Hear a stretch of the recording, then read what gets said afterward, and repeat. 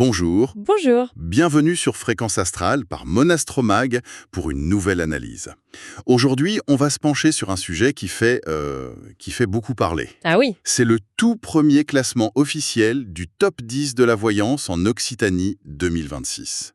Une initiative qui vient de notre rédaction. tout à fait. Et c'est important de le dire tout de suite, l'idée, ce n'est pas de faire un simple palmarès comme on en voit un peu partout, non. L'ambition, c'est vraiment de faire entrer le secteur dans ce que le manifeste du projet appelle l'ère de la preuve. L'ère de la preuve. J'aime beaucoup la formule. C'est fort, ça sonne un peu comme une rupture en fait. C'est exactement ça. On oublie l'intuition, les réputations de couloir, le bouche à oreille qu'on ne peut pas vérifier, et on se concentre sur du concret, du factuel. Et qu'on peut vérifier. Donc fini les classements un peu sponsorisés ou les concours de popularité. C'est ça. Ici, ce sont les données qui parlent, et seulement les données. Alors parlons-en justement de cette méthode. C'est sans doute ce qui est le plus fascinant. On parle d'une approche hybride qui mélange intelligence artificielle et supervision humaine. Cette IA différente quand même, c'est du jamais vu. Oui, 7. Et la raison est assez simple, c'est l'ampleur de la tâche. Pour un seul praticien, il faut analyser parfois des centaines de données qui sont éparpillées partout. C'est-à-dire, Les avis sur Google, les pages jaunes d'autres plateformes, les infos légales de l'entreprise, la clarté de leur site web, le faire à la main pour toute une région, ce serait un travail de titan. Et en plus, sujet à l'erreur. D'accord. Donc les IA, c'est pour la puissance de calcul, pour brasser toute cette information. Exactement, elles permettent de traiter ce volume énorme d'une manière exhaustive et très rapide. Mais attention, ce n'est pas une boîte noire. C'est ce que j'allais demander. Comment ça marche concrètement? Le processus est très structuré. Il y a 4 étapes. La première, c'est la collecte, l'input. Là, on aspire toutes les données brutes disponibles publiquement sur tous les praticiens d'Occitanie sur une période de 3 ans. D'accord. Donc de 2023 à 2026. Voilà. Ensuite, deuxième étape, le traitement. C'est là que nos 7 IA entrent en jeu. Elles croisent toutes ces infos, elles cherchent des cohérences, des modèles, mais aussi des anomalies. Et ça mène à la troisième étape, le filtrage. Oui, et elle est fondamentale. C'est une barrière automatique. Un pro qui n'a pas de SIRET valide, qui a des infos contradictoires ou dont les pratiques semblent contraires à une éthique de base. Il est écarté d'office, c'est non négociable. C'est un gage de sérieux. Tout à fait. Et enfin, la dernière étape, la sortie ou l'output. C'est le classement brut qui sort des algorithmes. Mais il n'est pas publié tel quel. Il est analysé, vérifié et validé par la rédaction humaine. C'est le garde-fou final. C'est la clé de voûte, comme le dit notre charte. L'IA analyse, l'humain supervise. L'IA, elle mesure, elle ne juge pas. C'est l'humain qui valide. Ça garantit le bon sens, le contexte, ce qu'une machine ne peut pas avoir. C'est très clair. Alors une fois que toutes ces données sont traitées, comment on arrive à une note, à un classement? C'est quoi la recette? On arrive au cœur du réacteur. C'est le score global, sur 100 points. Il a été pensé pour trouver un équilibre très strict entre la popularité et le professionnalisme. Et la pondération est complètement transparente. Je vous écoute. Alors, le plus gros morceau, qui pèse 40% de la note, c'est la réputation numérique. 40%, c'est énorme. C'est le critère roi, c'est la voix du public. Mais attention, on ne regarde pas juste la note moyenne. On pondère avec le volume total d'avis et leur répartition. Est-ce qu'ils viennent tous du même site ou de plusieurs sources différentes? C'est crucial. D'accord. Et les 60% restants? Ils sont divisés en 3 blocs de 20%. Le premier, la transparence. C'est objectif. Est-ce que le SIRET est visible? Les tarifs sont clairs? Les mentions légales sont là? C'est oui ou non? Simple et efficace. Le 10e bloc de 20%, c'est la qualité relationnelle. Ça, c'est intéressant. L'IA fait une analyse sémantique des avis pour chercher des mots-clés comme écoute, bienveillance, empathie. D'accord, mais est-ce qu'une machine peut vraiment comprendre la nuance de ça? Est-ce que ce n'est pas facile à manipuler? C'est une excellente question. Une IA ne ressent rien, bien sûr. Mais ce qu'elle fait, c'est identifier des tendances sur un très grand volume. 1 ou 2 avis qui parlent de bienveillance, ça ne pèse rien. Mais quand ce mot ou ces synonymes reviennent des centaines de fois, dans des phrases différentes, sur plusieurs plateformes, sur plusieurs années, là, ça devient un signal statistique très fort. C'est la loi des grands nombres en quelque sorte. C'est exactement ça. Et le dernier critère de 20%, c'est le rayonnement. Là, on regarde la reconnaissance par les pairs.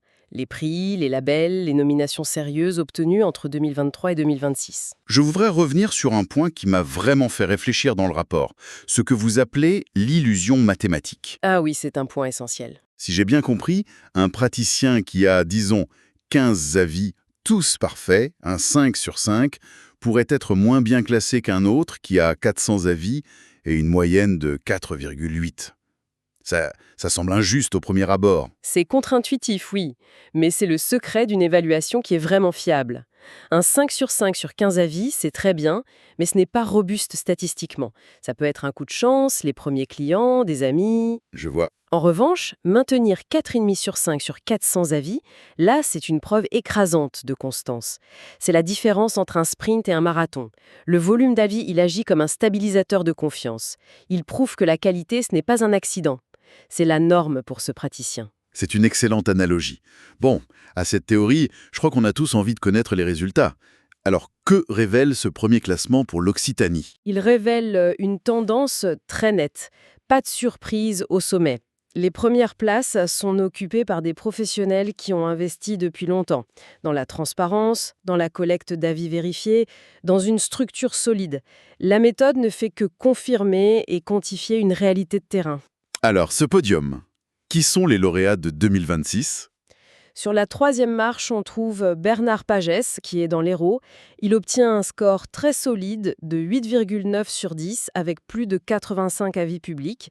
C'est une valeur sûre. D'accord. Et pour la deuxième place? La médaille d'argent est pour Ingrid Brasseur, dans le Tarn-et-Garonne. Là, on monte encore d'un cran. Un excellent score de 9,1 sur 10. Et ce qui est marquant chez elle, c'est sa réputation numérique. Plus de 170 avis cumulés. C'est énorme. Le suspense est total. Qui décroche la timbale, la première place? Et la grande lauréate, classée numéro 1 en Occitanie pour 2026, est Ariane G. Voyance. Ah, Elle est située à Albi, dans le Tarn, et elle atteint le score exceptionnel de 9,2 sur 10. 9,2? Les scores sont incroyablement serrés dans les trios de tête. Très serré, oui. Ça montre la très haute qualité des professionnels qui sont en tête. Mais le reste du classement est tout aussi intéressant. J'imagine, oui. On retrouve par exemple Stéphanie Constance en Aveyron avec un super 8,7, Ange Colombier dans l'Aude à 8,6, ou encore Patricia Tintignac en Ariège avec 8,5. Ce qui est bien, c'est de voir que l'excellence est partout sur le territoire occitan. Concentrons-nous sur la numéro 1, Ariane G. Voyance. Le rapport dit qu'elle est l'incarnation de la nouvelle norme. C'est très fort comme affirmation.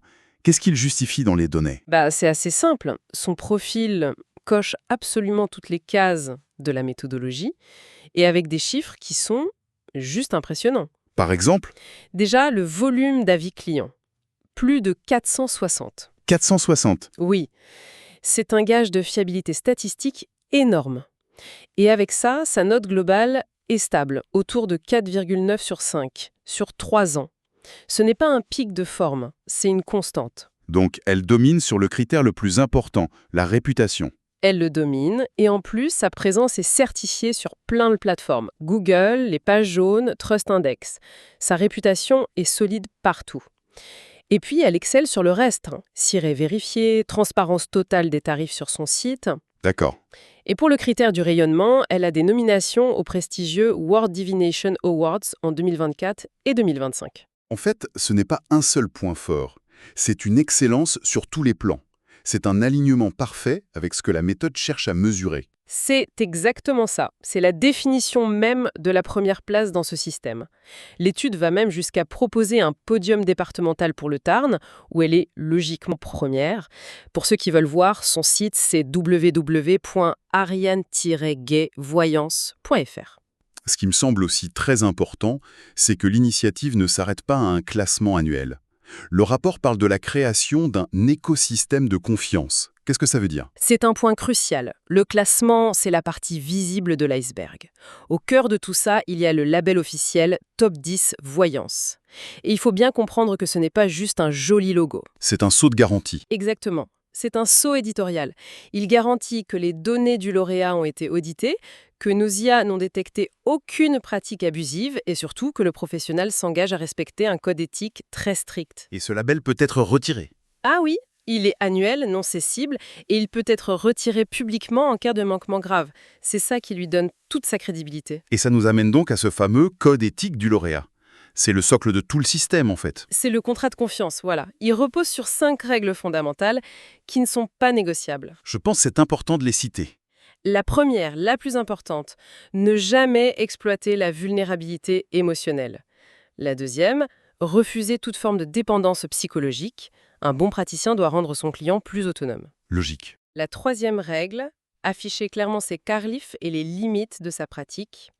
Quatrième, respecter une confidentialité absolue. Et la cinquième, bannir toute promesse irréaliste. La voyance, c'est un guide, pas une baguette magique. Ces règles, c'est du bon sens professionnel. Mais le fait de les formaliser et de les lier au classement, ça leur donne un tout autre poids. C'est tout l'enjeu. Et cet écosystème, il est vivant. Il y aura un index de confiance annuel, un baromètre France pour analyser les tendances nationales.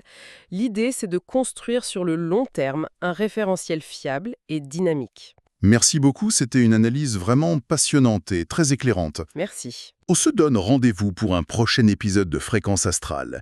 Et pour découvrir plus en détail les différents classements, l'actualité, des guides et des conseils sur l'astrologie et les arts divinatoires, n'attendez pas et rendez-vous sur le site officiel www.monastromag.fr.